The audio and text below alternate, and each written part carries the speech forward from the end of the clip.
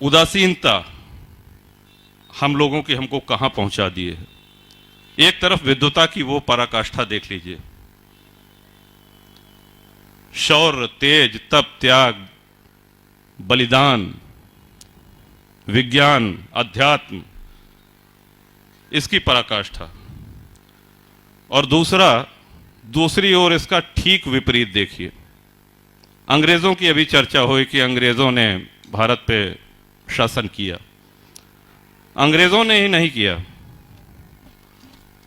मुगल, तुर्क, Afghan, Mongol, Uzbek, हबशी और यूरोपीय शक्तियों में अंग्रेज, फ्रांसीसी, डच, पुर्तगाली, ये छोटे छोटे देश, कोई प्रतिरोध ही नहीं है। एक चर्चा फैल गई, कहें साहब एक सोने की चिड़िया है, बड़ा धन संपन्न देश है, अपार संपदा है वहां, चलिए वहां पे लूटा खाया जाए, चलिए उसे लूटा जाए।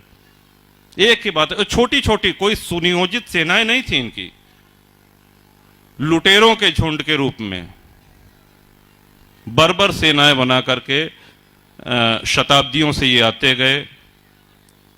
और सबसे दुख की बात यह है कि भारत की जनता की तरफ से कभी कोई प्रतिरोध नहीं हुआ। स्वर्गीय अटल जी का एक भाषण हम सुन रहे थे अभी कुछ दिन पहले नेट पर। प्लासी के युद्ध का उन्होंने उदाहरण दिया था कि जितने लोग उस लड़ाई में लड़ रहे थे, सिराजुद्दौला और अंग्रेजों के बीच में युद्ध हो रहा था, उससे ज्यादा जनता मैदान के बाहर बैठ करके वो तमाशा देख रही थी, वो परिणाम सुनने के लिए कि हाँ देखते हैं कौन जीता, ये जीत रहे हैं कि वो जीत रहे हैं, और देश के भाग्य का निर्णय होने वाला है, लेकिन पूरे देश की जनता उसमें शामिल नहीं है। हल्दी घाटी की लड़ाई के विषय में हमने बहुत सुना है, बहुत पढ़ा है, महाराणा प्रताप की वीरता, उनका पराक्रम। लेकिन हल्दी घाटी की जब लड़ाई हो रही थी तो जितनी रियासतें थीं, जयपुर, जोधपुर, बीकानेर, आमेर, जैसलमेर, बूंदी, ये सब अकबर के साथ और महाराणा के खिलाफ उस युद्ध भूमि में थी। और उस समय कोल भीलों की सेना को एकत्र करके और भामाशाह जैसे दानवीर, उस समय के उद्योगपति, पूंजीपति, उनकी दी हुई संपदा के माध्यम से उनको एकत्र करके एक छोटी सी सेना बना करके महाराणा लड़ रहे थे। और हल्दी घाटी में भी वही हाल था, इधर महाराणा युद्ध कर रहे हैं और बगल में हल चल रहा है, खेती हो रही है। किसी को कोई मतलब नहीं था कौन जीते, कौन ने पहोए हमें कहानी। तो हमारी ये उदासीनता, हमारी ये निष्क्रियता या कापुरुषता, इसने हमारा पतन किया है, इसने हमको आज पहुंचा दिया है जहां हम आज खड़े हैं। अंग्रेजों के आने के पूर्व भारत एक भूभाग अवश्य था, लेकिन भारतीयता की भावना किसी में नहीं थी। 565 अलग अलग रियासतें, उन रियासतों की अलग अलग सेनाएं, उनके अलग संविधान, उनकी अलग मुद्राएं, उनके अपने अलग एजेंडे। बगल के राजा पे कोई विदेशी हमला कर रहा है तो बाकी 4 राजा जो उनके इर्द गिर्द हैं वो सब प्रसन्न हो रहे हैं कि अच्छा है, इसके साथ तो यही होना चाहिए। खंड खंड करके इस तरह से हमारा देश गुलाम होता आया है। अब दुनिया के नक्शे पे देखेंगे, पुर्तगाल कितना छोटा सा देश है, नीदरलैंड कितना छोटा सा देश है, यूरोप के दूसरे कोने के देश, वहां से चले आए 4 जहाज में, 5 पानी के जहाज में छोटे छोटे, और भारत के एक बड़े भूभाग पे कब्जा कर लिया। किसी ने कोई विरोध नहीं किया, जब तक लूटना था लूटे, और जिस तरह से लूटना था उस तरह से लूटा, कोई प्रतिरोध नहीं हुआ। ये ऐसे अध्याय हैं, ये ऐसे प्रसंग हैं जो हमारा सबका सिर शर्म से झुक जाता है, क्योंकि हमको तात्कालिक लाभ चाहिए, इससे हमको क्या फायदा होगा। बहुत अच्छा विषय राहुल जी ने कहा कि सिस्टर की वेडिंग में। ये सही बात है कि आज भारत में अगर गिनती की जाए तो अच्छी अंग्रेजी बोलने वाले ज्यादा लोग होंगे, लेकिन क्लिष्ट, परिमार्जित और परिष्कृत हिंदी बोलने वालों की संख्या बहुत कम हो गई है। हमने अपनी मातृभाषा को सम्मान देना छोड़ दिया है। अगर हम अपनी मां का सम्मान नहीं करेंगे, हम अपने पिता का सम्मान नहीं करेंगे, अपने बड़े बुजुर्गों का सम्मान नहीं करेंगे, तो फिर हम अपने मित्र से ये अपेक्षा नहीं कर सकते हैं कि उनको भी सम्मान करना चाहिए। अंग्रेजों की गुलामी खत्म हुई, मुगलों की भी गुलामी खत्म हुई, फ्रांस, पुर्तगाली, डच ये सब लौट करके चले गए। कहने के लिए हमारा एक विश्व का सबसे बड़ा लोकतंत्र है भारत।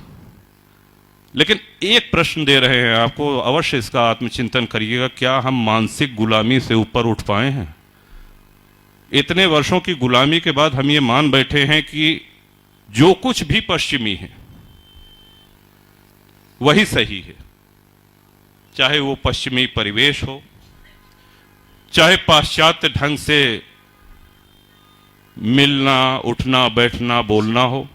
ये सही बात है कि आज हम सब लोग दिन की भागा दौड़ी में और आज के व्यस्त जीवन में खादी का कुर्ता पैजामा या खादी की धोती या ये बड़े महंगे पड़ जाते हैं। इनकी धुलाई और माड़ी और ये सब, पैंट शर्ट पहनिए, उसमें कोई बुराई नहीं है, लेकिन क्या हमको धोती बांधना आता है? जो कुछ पश्चिमी है वही सही है। ये मानसिक गुलामी हमारे अंदर घर कर गई है। अम्मा नहीं कहेंगे अपनी माँ को, अम्मा कहेंगे, ये तो पिछड़ेपन की निशानी है। पिता को बाबूजी या दाऊ या बप्पा ये कहना तो पिछड़ेपन की निशानी है। आधुनिक कब होंगे? जब पापा कहेंगे। आधुनिक कब कहेंगे? जब हम मम्मी कहेंगे। हमने अपनी संस्कृति को, अपने इस विरासत को खुद ही ठुकरा दिया है। चुनौतियां आज मुंह बाए खड़ी हुई हैं। सभी विद्वान वक्ताओं ने बड़े विस्तार से कहा, उन बातों को दोहराने का कोई आशय नहीं है,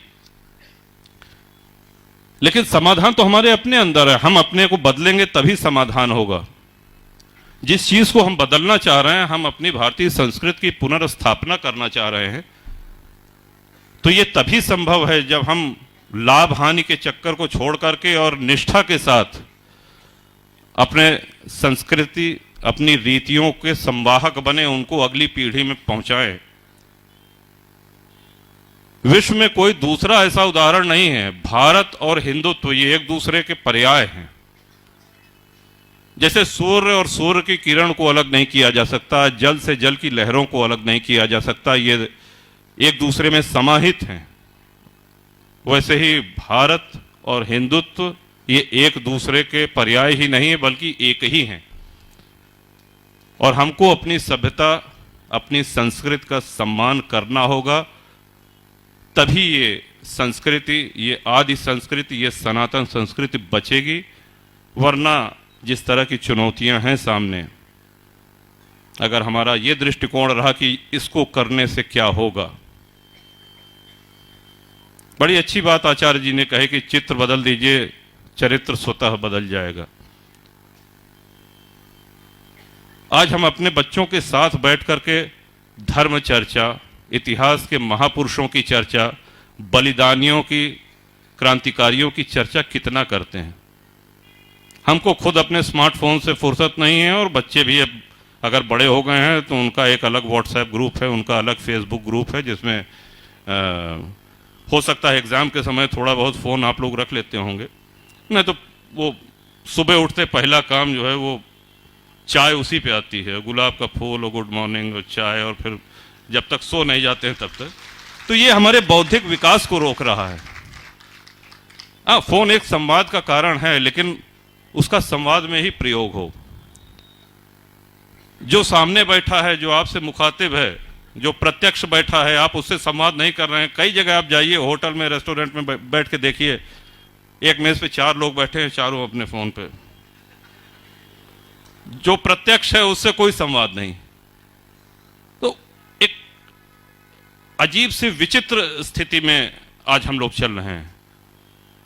हम सभी लोग जानते हैं कि देवासुर संग्राम हुआ, देवताओं का असुरों का संग्राम हुआ, जहां पे अमृत के घड़े को लेकर के छीना झपटी में 4 स्थान पर अमृत की बूंदें गिरी, नासिक, उज्जैन, हरिद्वार और तीर्थराज प्रयाग। और यहां पर कुंभ का आयोजन होता है। कुंभ का शाब्दिक अर्थ होता है घड़ा, लेकिन कुंभ से अमृत निकलता है, इसका एक सामाजिक अर्थ भी है। अनादिकाल से पूरे देश के धर्माचार्य, शंकराचार्य, अखाड़े, संत, महंत, महात्मा और राजा महाराजा, ये सब लोग आकर के यहां कल्पवास करते हैं, प्रवास करते हैं। उस समय की जो उनकी समस्याएं हैं उस पर धर्म संसद में चर्चा होती है। अपने अपने राज्यों के कुशल क्षेम के लिए संतों की देशना, उनका अनुशासन, उनका दिशा निर्देश प्राप्त करते हैं और फिर उसको जाकर के अपने राज्यों में लागू करते हैं। स्नान करना, तिलक लगाना, पूजा पाठ करना, ये भौतिक क्रियाकलाप हो गए, लेकिन आध्यात्मिक समृद्धि इस कुंभ से यही मिला करती थी कि हमारा राष्ट्र कैसे समृद्ध हो, देशवासी कैसे और सुखी हों, राज्यवासी कैसे और सुखी हों। इस पिपासा की, इस भूख की पूर्ति कुंभ वर्षों से करता आ रहा है। और सही अर्थों में आज यहां पर दिव्य प्रेम सेवा मिशन के इस मंच पर यह देख करके लगता है कि आदरणीय आशीष भैया के प्रयासों से कुंभ का, महात्माओं का सानिध्य, राहुल जी वरिष्ठ पत्रकार हैं, सब क्षेत्र से हैं, अलग अलग क्षेत्रों से हैं, उन सब की एक अपनी चिंताएं, अपने विचार, उनसे हम लोग लाभान्वित हुए। इसका श्रेय पूरी तरीके से आदरणीय आशीष भैया को जाता है। और यहां पर हम आए हैं तो हम कुछ सीख करके जाएं।